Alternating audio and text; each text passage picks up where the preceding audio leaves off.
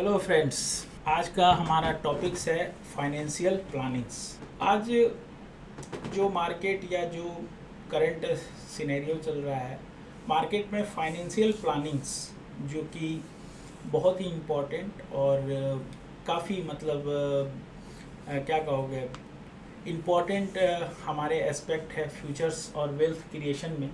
तो आज हम जानेंगे कि ये क्यों हमारे लिए ज़रूरी है, क्या क्या इससे हमें बेनिफिट है और कैसे हम अपने लाइफ को एक क्या कहोगे डिसिप्लिन में और अपना पार्ट वाइज इसमें इसको जान के कैसे हम अपने आप इन्वेस्टमेंट जर्नी अपना शुरू कर सकते हैं। तो सबसे पहला सवाल है कि फाइनेंशियल प्लानिंग्स, तो फाइनेंशियल प्लानिंग होता क्या है। Financial planning is the process that helps in the managing our financial resources to achieve your long-term or short-term goals. It helps you to making an informed decision to allocate your funds. तो financial planning एक ऐसा planning है जिससे कि आपके पास जो अभी resource है, जो भी फाइनेंशियल आपका इनकमिंग रिसोर्स है, उसको आप बैलेंस कैसे कर सकते हो फॉर ए लॉन्ग टर्म या शॉर्ट टर्म में। सपोज दैट किसी को गाड़ी खरीदना है, किसी को आईफोन खरीदना है, या किसी को घर बनाना है, या किसी के एजुकेशन पर्पस में चाहिए, तो आप इन सब चीज़ों के लिए अपना जो अवेलेबल रिसोर्स है उसी में कैसे आप अपना कर सकते हो, प्लानिंग कर सकते हो, यही फाइनेंशियल प्लानिंग में हम लोग डिस्कशंस करेंगे। जो इम्पोर्टेंट बात है कि फाइनेंशियल प्लानिंग्स हमें हर वो बंदे को करना चाहिए, क्योंकि आने वाले समय और लाइफ को देखते हुए जिस तरह का मतलब मॉडर्नाइजेशंस और ग्लोबलाइजेशन चल रहा है, क्योंकि इसके बिना हम फिर कभी भी किसी भी फाइनेंशियल क्रंच या कोई भी प्रॉब्लम्स में आ सकते हैं। तो फाइनेंशियल प्लानिंग हमारे आज के डे टू डे लाइफ के लिए बहुत इंपॉर्टेंट भी है, और बहुत ज़्यादा इसके बिना हम आगे बढ़ नहीं सकते हैं लाइफ में। तो हमें फाइनेंशियल प्लानिंग तो करनी ही चाहिए। अब है फाइनेंशियल प्लानिंग कितने तरह के होते हैं। तो जो कॉमन टाइप्स है फाइनेंशियल प्लानिंग के, इन्वेस्टमेंट प्लानिंग, जैसे you can plan your funds to various investment option such as mutual fund, NPS, ELSS, share market, इससे। सेकेंड है टैक्स प्लानिंग। आप फाइनेंशियल प्लानिंग में टैक्स का भी आप क्या कर सकते हो, एडजस्टमेंट के बारे में कर सकते हो कि सपोज दैट आपका टैक्स ब्रैकेटिंग से आप टैक्स ब्रैकेट में आते हो, तो आप अपना टैक्स बचाने के लिए क्या क्या कर सकते हो, कौन कौन सा ऑप्शन आप चूज़ कर सकते हो। तो वो हुआ टैक्स प्लानिंग। थर्ड है आपका रिटायरमेंट प्लानिंग।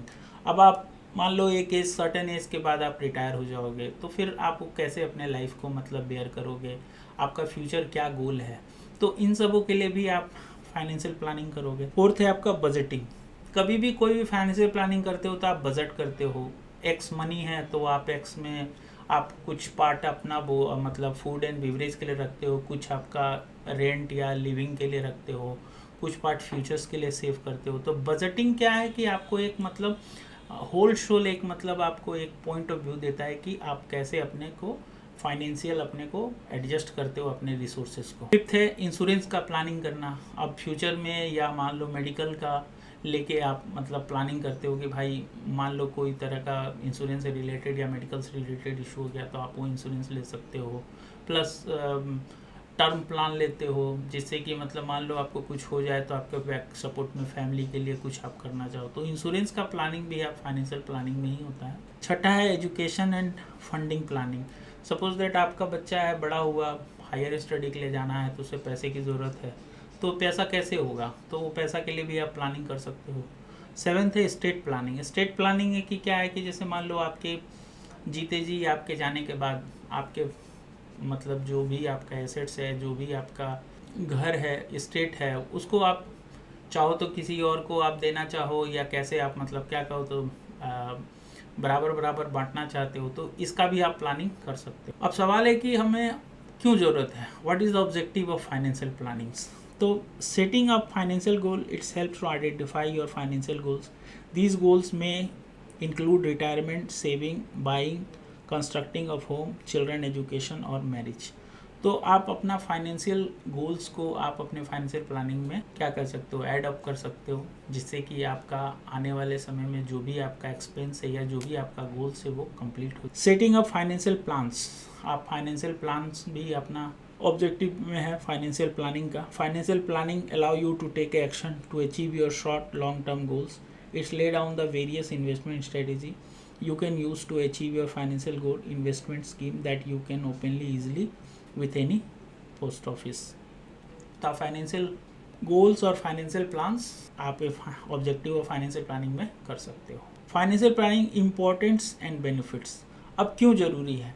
अब मैंने पहले भी कहा, हमारे आने वाले समय के ज़रूरतों को पूरा करने के लिए जो हम डिसीजंस ले रहे हैं उसमें हमारा फाइनेंशियल प्लानिंग बहुत सपोर्ट करता है, और हमारा छोटा सा डिसीजंस हमारे आने वाले फ्यूचर और हमारे आने वाले समय में खर्चों को काफ़ी बैलेंस कर सकता है। सबसे पहला है smooth transition into different life stages.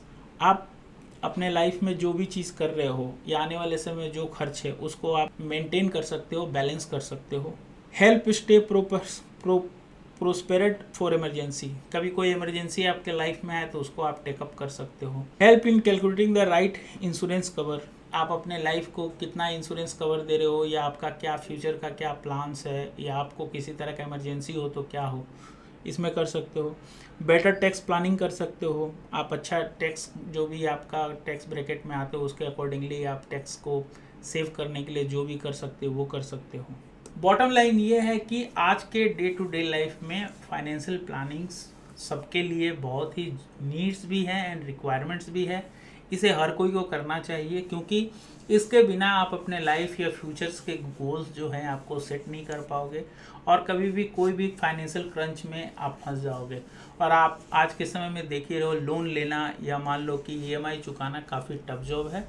Better है ये कि आप ईएमआई के बजाय एसआईपी पे कन्वर्ट हो, क्योंकि एसआईपी आपका ईएमआई से मतलब फार बेटर है। क्योंकि आप जो ईएमआई में कोई चीज़ परचेज कर रहे हो, बेटर है आप एसआईपी में उतना ही अमाउंट आप ट्रांसफ़र करो, और आप देखोगे कि आपको 50% 60% एसआईपी जो कर रहे हो उसी में आपका जो ईएमआई में कोई प्रोडक्ट ले रहे हो वो आप परचेज कर सकते हो। मीन्स इस पूरे वीडियो का मेरा जो मोरल है वो ये है कि आप प्लानिंग्स करो, अपने गोल्स को सेट करो, और उसे ईएमआई के बजाय आप एसआईपी के थ्रू लेना शुरू करो, क्योंकि वो आपके लिए फाइनेंशियल आपका मीन्स टैक्सेस से बचोगे, प्लस आप ओवर मतलब एक्सपेंस से बचोगे, प्लस आपका प्लानिंग जो रहेगा आप उसको अपने डिज़ायर्ड टाइमलाइन पे आप उसको कवर अप कर सकते। तो ठीक है, मिलते हैं फिर कभी और एक नई वीडियो में। Thank you.